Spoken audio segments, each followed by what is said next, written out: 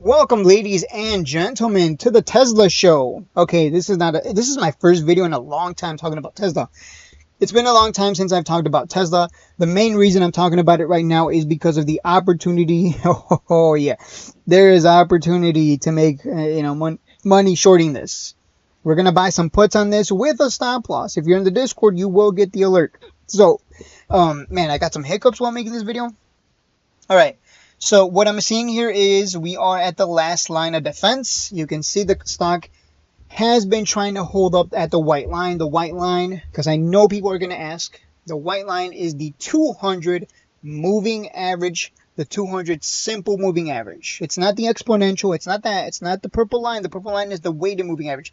This is the white line, the last line of defense, the French defense, German defense, whatever name you want to give it. It's the last line of defense. What happens when stocks go under the white line? If you've been studying and watching my videos, because I make my videos deliberately trying to give like some kind of education, something that you can take away from watching the videos. I try to make it that as such so that beginners can understand how I see things and they can walk away being like, huh, that actually makes sense. Let me write that down. If you're not studying, I mean, what are you in the market for if you're not studying? Like, you got to study. You got to put in the work. You think I'm getting good at chess by not sitting there in my bed tent with the chess pieces and just moving them around and trying to, develop a strategy and have every move be deliberate and have intention behind it and not just randomly moving the pieces? Guys, you got to put in the work. You got to study. You got to sit there with your pencil and know everything down. All right. We know what happens when stocks go under the white line. We tank. And it gets ugly, and Tesla is volatile. So we know that this thing can drop like $10, $20, which is quite a lot of money actually for something that volatile. But that also means that our stop loss has to be a little wider. So your losses are going to be a little bigger if it doesn't work out. But what we're looking for here is the drop below this white line. It's held here once, twice, 3 times. What do you think is going to happen when it can't hold anymore? When buyers cannot hold it up, what do you think is going to happen? What do you think is going to happen? Yeah, we're just going to kapow. We're just going to drop. And it's going to get ugly, right? We can go back in the past and you can see here the one time it successfully went under. It dropped from 281 to, holy crap, to 218. Damn, it dropped almost $70. That's a lot of money, especially because of the speed. It moves fast too. So $70, let's just say hypothetically it drops $20. $20 times 50 delta, what would that be? $1,000 per contract? Yeah, it would be as long as you're buying 50 delta contracts. Yeah, so it would be $1,000 per contract is what we're shooting for. So there's potential here for thousands. Let me see. Yeah, so unfortunately for the stock, it did close under the white line, so that, again, that's bearish. I know some of you are like, wait, you're going to be buying puts? You're shorting the stock market now? When did you become a short? Well, my friends, I became a short when we started attacking Iran and oil prices started skyrocketing, and that's going to have a ripple effect on everything, right? Like, I've already seen some grocery prices go up, and I'm like, you think I'm paying $10 for a bag of chips? Get the hell out of here.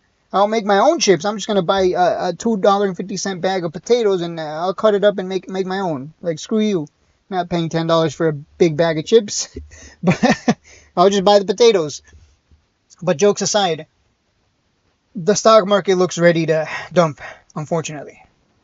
Tesla, being as volatile as it is, it can drop $20, $50, $80. I just showed you that. It can drop quite a bit. We can even measure it. Let's see if it drops. I mean, even if it just spikes down to 381, not 881. Even if it spikes down to 381, that is still what? Almost a $9 move down. That's still money that we can make there. And if that, again, if it doesn't hold here, look at this. We've held this horizontal support level. We've held it. But the one time it doesn't, what do you think is going to happen, buddy? Ooh, yeah. 369, then 360, and I mean, then 330s. Like, it can tank 30 to $50. So there's a lot of money to be made here on some puts. Yeah, I am becoming a short now, right? If you can't beat him, join him. And I mean, this is one of the most volatile plays. So It dropping $20, $30, that's a lot of money, right? Nvidia, it'll drop maybe $7 on a good day. On a good day, it'll drop $7. But, you know, and you'll still make like $350. Maybe if you buy deeper in the money, you can make more because the delta is higher. But I like to buy usually at the money. 50 delta. Give me my 50 delta. Every dollar move, I make $50. Maybe buy 2 or 3 contracts. You know, make it $150 every dollar goes down. Is what I'm thinking. I might short Nvidia as well. Again, I know it sounds crazy for me to be talking about shorting. I always tell you guys I'm only long. But if the market's going to tank like I believe it will, it's going to tank very hard. It's going to be bad. It's going to get ugly. You guys thought it was ugly, or, you know, when Bitcoin dropped to, you know, 60s. If you thought that was ugly, you have no idea. I think we might go to 50s on Bitcoin, which means the market as a whole is going to come down, which means Tesla is going to tank. And it's been trading in a range here. That's another thing I want to point out. It's just trading sideways here.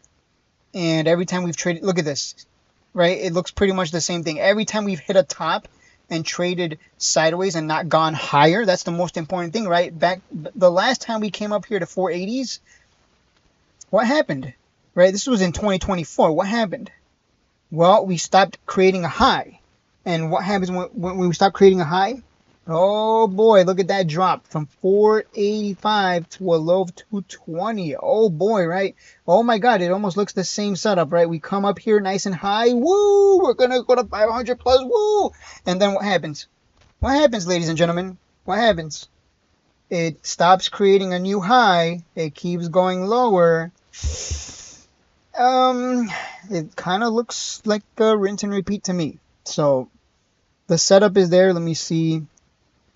Yeah, I mean, this is the third time. Wow. The last time, yeah, so there's another time back in 2021. We came up to 414, stopped creating a high, and then it tanked to a low of $100. Oh no, it's the end of the world. Tesla's over, and then it, then it ran to $400 again. So it's kind of looking like a rinse and repeat here. Let me look at the weekly time frame. Are we just going sideways long term? Oh, this looks so ugly. God damn. Holy crap, this looks terrible.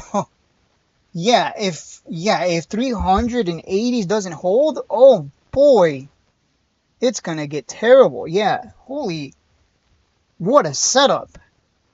This looks so terrible. I mean, this is a month. Even on the quarterly, it looks ready to tank. Even on the quarterly, do you guys see that? Let me draw the trend line. That's a bearish pattern on the quarterly, which is an insane time frame to have a bearish pattern. Look at this. You see it? I know those of you who are very technical, you see that. You see that? That's a rising wedge on a quarterly time frame. That is insane. We would expect this to tank. That's a very strong time frame.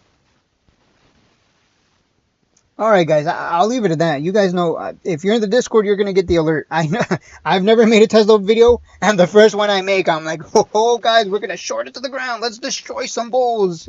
Isn't that funny? Isn't that weird? Isn't that interesting? I never thought I'd become a short, but here we are. We got to adapt to the market conditions, and because we're good traders, and we're good at adapting, and we're going to make a lot of money now, because we needed things to turn very bearish for me to start shorting.